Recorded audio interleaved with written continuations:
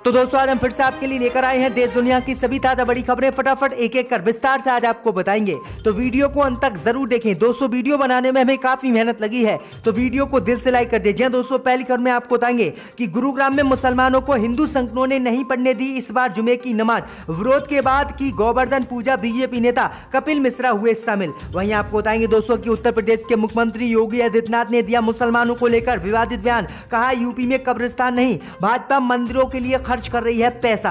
वहीं आपको बताएंगे दोस्तों की राकेश टिकैत ने मोदी अमित शाह को दी धमकी। कहा 26 नवंबर तक अगर मोदी सरकार ने तीनों कृषि कानून नहीं लिए वापस तो पूरी दिल्ली का घेराव करेंगे किसान। वहीं आपको बताएंगे दोस्तों की राजस्थान की कांग्रेस सरकार ने राजस्थान के थानों में धर्म स्थल पर निर्माण पर लगाई रोक, तो हिंदू संगठनों ने सड़क पर उतरकर किया विरोध। वहीं आपको बताएंगे दोस्तों की दिल्ली में प्रतिबंध के बावजूद रात भर चले पटाखे, दिल्ली की हवा हुई प्रदूषित, सांस लेने में हो रही है लोगों को दिक्कत। वहीं आपको बताएंगे दोस्तों की त्रिपुरा में मुस्लिम विरोधी हिंसा के खिलाफ माले ने फूका प्रधानमंत्री मोदी का पुतला, बजरंग दल और विश्व हिंदू परिषद के कार्यकर्ताओं पर कार्रवाई की है मांग। तो दोस्तों सभी खबरों को आपको एक एक कर बताने वाले हैं। वीडियो को लाइक कर चैनल को सब्सक्राइब कर दें और हमें कमेंट में बताएं कि आपके जिले किस राज्य से हमारी खबरों को देख रहे हैं। इसी बीच पर तो दोस्तों अगली खबर की ओर, तो गुरुग्राम में इस जुमे को खुले में नहीं पढ़ने दी मुसलमानों को हिंदू संगठनों ने नमाज।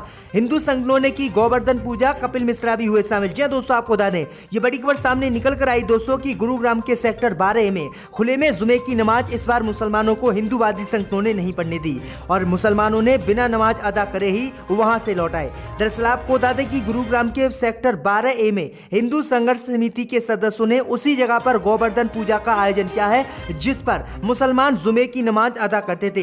इस गोवर्धन पूजा में बीजेपी नेता कपिल मिश्रा भी शामिल हुए। वहीं आपको बता दें कि हिंदूवादी संगठनों ने चेतावनी दी है कि अभी सिर्फ इसी जगह पर जो है गोवर्धन पूजा का आयोजन किया गया है। आने वाले समय में जहां जहां भी खुले में मुसलमान नमाज गुरुग्राम में अदा करते हैं उन सभी जगहों को मुसलमानों से मुक्त कराया जाएगा और वहां पर गोवर्धन पूजा हर शुक्रवार को हम करेंगे। तो ये बड़ी अपडेट आई दोस्तों की गुरुग्राम में इस बार जुमे की नमाज मुसलमानों को खुले में हिंदूवादी संगठनों ने नहीं पढ़ने दी। दरअसल आपको बता दें कि बीते दिनों जो है 8 जगहों पर प्रशासन ने खुले में नमाज पढ़ने पर रोक लगा दी थी। इसी बीच में तो दोस्तों अगली खबर की ओर, तो उत्तर प्रदेश के मुख्यमंत्री योगी आदित्यनाथ ने मुसलमानों को लेकर दिया विवादित बयान। कहा कब्रिस्तान नहीं, भाजपा मंदिरों के लिए खर्च कर रही है जनता का पैसा। जी दोस्तों आपको बता दें कि उत्तर प्रदेश के मुख्यमंत्री योगी आदित्यनाथ ने एक बार फिर से मुस्लिम विरोधी बयान दिया है। उत्तर प्रदेश के मुख्यमंत्री योगी आदित्यनाथ ने उत्तर प्रदेश में पिछली सरकारों पर निशाना साधते हुए कहा है कि भाजपा सरकार जनता का पैसा कब्रिस्तान के लिए जमीन खरीदने पर नहीं बल्कि मंदिरों के निर्माण पर खर्च कर रही है। योगी आदित्यनाथ ने कहा है कि हमने एक भी मस्जिद और कब्रिस्तान पर कोई भी पैसा खर्च नहीं किया है, लेकिन हम लगातार मंदिरों को बनवा रहे हैं। आगे इसी बात पर बोलते हुए योगी आदित्यनाथ ने कहा है कि अयोध्या में भव्य राम मंदिर का निर्माण जारी है और 2023 तक ये बनकर तैयार हो जाएगा। इसके साथ ही योगी ने कहा है कि केंद्र की मोदी सरकार उत्तर प्रदेश में 500 मंदिरों पर दोबारा से काम करा रही है। इसमें से 300 से ज्यादा मंदिरों पर काम पूरा हो चुका है और बचे हुए मंदिरों पर भी अगले 2 महीने में काम पूरा हो जाएगा। योगी ने कहा लेकिन हमने एक भी मस्जिद और एक भी कब्रिस्तान पर 1 रुपया भी उत्तर प्रदेश में खर्च नहीं किया है। तो किस तरह से मुसलमानों को लेकर यह विवादित बयान योगी आदित्यनाथ ने दिया है।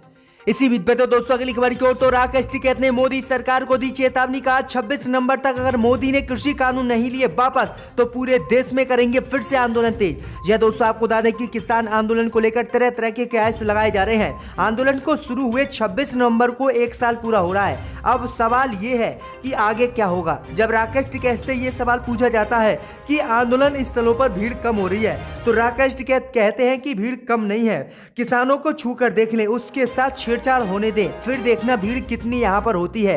वहीं आपको बता दें कि राकेश टिकैत ने कहा है कि सरकार हर बार झूठ का सहारा लेती है। किसानों ने केंद्र सरकार को सख्त लहजे में चेतावनी दी है कि अगर 26 नवंबर तक कृषि कानून को लेकर इस मामले पर कोई अंतिम फैसला मोदी सरकार ने नहीं लिया तो वो दोबारा से टेंटों की मरम्मत करना शुरू कर देंगे और फिर दिल्ली में ट्रैक्टरों को प्रवेश करेंगे और फिर मोदी अमित शाह के घर का घेराव करेंगे। किसानों ने कहा है कि हमारे ट्रैक्टर सीरिया या फिर अफगानिस्तान से नहीं आए हैं, वे तो दिल्ली के ही हैं। अगर उन्हें दिल्ली में नहीं घुसने दिया गया तो आंदोलन बहुत तेज होगा और इसमें हिंसा भी हो सकती है। इसलिए मैं मोदी सरकार से अनुग्रह करता हूं कि 26 नवंबर तक मोदी सरकार तीनों कृषि कानूनों पर कोई अंतिम फैसला ले। तो ये बड़ी अपडेट आई दोस्तों, राकेश टिकैत ने ये बड़ी चेतावनी आज फिर से मोदी सरकार को कृषि कानून को लेकर दे दी है। इसी बीच बता दोस्तों अगली खबर की ओर, तो दिल्ली में प्रतिबंध के बावजूद रात भर चले पटाखे, दिल्ली की हवा हुई जहरीली। दोस्तों आपको बता दें कि दिल्ली और आसपास के इलाकों के वातावरण में प्रदूषण का स्तर पहले के मुकाबले काफी बढ़ गया। दरअसल आपको बता दें कि सरकार के प्रतिबंध की घोर अवहेलना करते हुए लोगों ने दिवाली पर जमकर पटाखे फोड़े हैं। हवा में प्रदूषण का दूसरा कारण हर साल की तरह पराली जलाने का भी है। वहीं दिवाली के दिन गुरुवार को दिल्ली के प्रदूषण स्तर में पराली जलाने का योगदान भी रहा। लेकिन आपको बता दें कि पराली जलाने से इतना प्रदूषण नहीं हुआ जितना प्रदूषण दिवाली पर पटाखे फोड़ने से हुआ है। वहीं आपको बता दें कि केंद्र की मोदी सरकार, दिल्ली सरकार सहित सुप्रीम कोर्ट ने इस बार देश के कई राज्यों में पटाखे फोड़ने पर प्रतिबंध लगा दिया था और दिल्ली में भी प्रतिबंध लगा हुआ था। लेकिन आपको बता दें कि कोर्ट और दिल्ली सरकार सहित केंद्र की मोदी सरकार के प्रतिबंधों को लोगों ने ताक पर रखा और दिल्ली में प्रतिबंध के बावजूद जमकर रात भर पटाखे फोड़े, जिससे दिल्ली की हवा जहरीली हो गई और सांस लेने में अब दिक्कत दिल्ली वासियों को हो रही। तो ये बड़ी अपडेट आई दोस्तों की अंधभक्तों की वजह से दिल्ली किस तरह से प्रदूषित हो गई है। इसी बीच पर तो दोस्तों अगली खबर की ओर, तो त्रिपुरा में मुसलमानों पर हुई हिंसा के खिलाफ भाकपा माले ने फूका प्रधानमंत्री मोदी का पुतला। जी दोस्तों आपको बता दें कि त्रिपुरा में मुसलमानों पर हुई हिंसा के खिलाफ इंसाफ मंच और भाकपा माले के कार्यकर्ताओं ने डुमराव थाना के चौराहे पर प्रधानमंत्री मोदी का पुतले का दहन किया। राज्यव्यापी प्रतिरोध दिवस पर यह आयोजन हुआ है। इस दौरान सांप्रदायिक हिंसा पर रोक लगाने, देश के अल्पसंख्यक समुदाय को सुरक्षा प्रदान करने, देश के जमहूरी निजाम की हिफाजत और त्रिपुरा हिंसा के दोषियों को सजा देने का सवाल प्रमुख रूप से उठाया गया है। पुतला दहन के बाद सभा को संबोधित करते हुए नेताओं ने कहा कि त्रिपुरा में हुई मुस्लिम विरोधी हिंसा अल्पसंख्यक विरोधी हिंसा थी। नेताओं ने कहा कि त्रिपुरा में मुस्लिम विरोधी हिंसा के दोषियों पर कड़ी कार्रवाई हो। भाकपा माले नेताओं ने विश्व हिंदू परिषद व बजरंग दल के खिलाफ कार्रवाई करने की मांग की है। पुतला दहन में माले के डुमराव सचिव सुखराम, इंसाफ मंच के जाबिर कुरैशी, माले नेता कन्हैया पासवान, भगवान दास आदि शामिल रहे। उन्होंने कहा कि देश में पहली बार ऐसी त्रिपुरा में मुस्लिम विरोधी हिंसा हुई है। ये हिंसा बजरंग दल और विश्व हिंदू परिषद के लोगों ने की है, इसलिए सरकार इन पर तत्काल कार्रवाई करे और जो मुसलमानों पर हमले हुए हैं, जितना भी मुसलमानों का नुकसान हुआ है इस हिंसा में, उस नुकसान की भरपाई मोदी सरकार और त्रिपुरा की बीजेपी सरकार करे। अगर ऐसा नहीं होता है तो वे एक बार फिर से पूरे त्रिपुरा में विरोध प्रदर्शन करेंगे। तो ये बड़ी अपडेट आ रही दोस्तों। इसी बीच पर तो दोस्तों अगली खबर की ओर, तो राजभर का बड़ा ऐलान, बोले विधानसभा चुनाव में मुख्तार अंसारी का समर्थन करेगी हमारी पार्टी। जी दोस्तों आपको बता दें ये बड़ी खबर सामने निकल कर आई दोस्तों कि यूपी में होने वाले विधानसभा चुनाव में सपा के साथ गठबंधन कर चुकी सुहेलदेव भारतीय समाज पार्टी के अध्यक्ष ओम प्रकाश राजभर ने चुनाव में मऊ सीट से बाहुबली विधायक मुख्तार अंसारी को समर्थन देने की घोषणा की है। राजभर ने गुरुवार को बताया कि विधायक मुख्तार अंसारी से 2 दिन पहले उनकी बांदा जेल में मुलाकात हुई।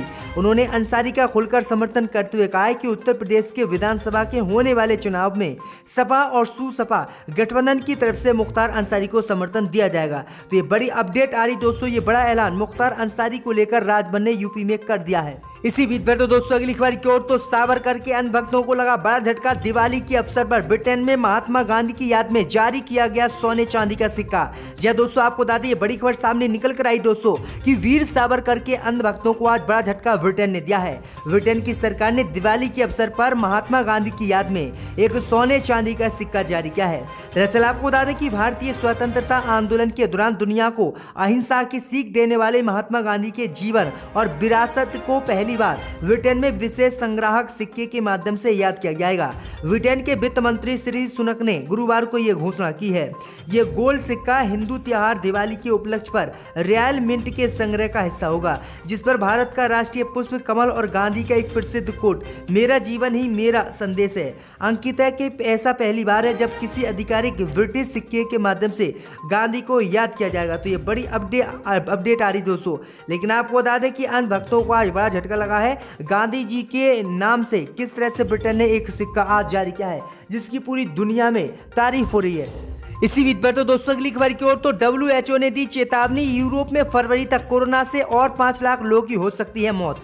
जहाँ दोस्तों आपको बता दें कि यूरोप और मध्य एशिया के 53 देशों के क्षेत्र में कोरोना वायरस की एक और लहर आने का खतरा है या वे पहले से ही महामारी की नई लहर का सामना कर रहे हैं। दरअसल आपको बता दें कि विश्व स्वास्थ्य संगठन के क्षेत्रीय कार्यालय के प्रमुख डॉक्टर हेंस क्लूज ने गुरुवार को ये जानकारी देते हुए कहा है कि मामलों की संख्या फिर से करीब रिकॉर्ड तोड़ स्तर बढ़ने लगी है और क्षेत्र में प्रसार की रफ्तार गंभीर चिंता का विषय है। उन्होंने कहा है कि विश्व स्वास्थ्य संगठन ने चेतावनी देते हुए कहा है कि यूरोप में फरवरी तक कोरोना से और 5 लाख लोगों की मौतें हो सकती हैं। इसी बीच पर तो दोस्तों अगली खबर की ओर तो राजस्थान में सरकार ने थानों में धर्म स्थल पर लगाई रोक। जहां दोस्तों आपको बता दें ये बड़ी खबर सामने निकल कर आई दोस्तों कि अक्टूबर महीने के आखिरी सप्ताह में राजस्थान सरकार ने पुलिस मुख्यालय की ओर से आदेश जारी किया, जिसके मुताबिक पुलिस विभाग के थानों और दफ्तरों में धार्मिक स्थान का निर्माण नहीं हो सकेगा। यह आदेश पुलिस आवास विभाग के महानिदेशक की ओर से जारी किया गया था। आदेश के बाद एक तरफ बीजेपी इसको सियासी मुद्दा बना रही है तो वहीं हिंदू संगठन सड़क पर उतरने की चेतावनी दे रहे हैं। हालांकि TV9 भारतवर्ष की पड़ताल में पता चला है कि केवल थाना परिसर में ही नहीं, मंदिर नहीं बल्कि राजस्थान में 30 से ज्यादा थाने एवं चौकियों में वर्षों से मंदिर हैं। तो ये बड़ी अपडेट आई दोस्तों कि राजस्थान की सरकार ने राजस्थान के थानों में मंदिर सहित अन्य धार्मिक स्थलों के निर्माण पर रोक लगा दी है। मगर मैं दोहराना नहीं चाहता, मैंने ये भी देखा था 2006 में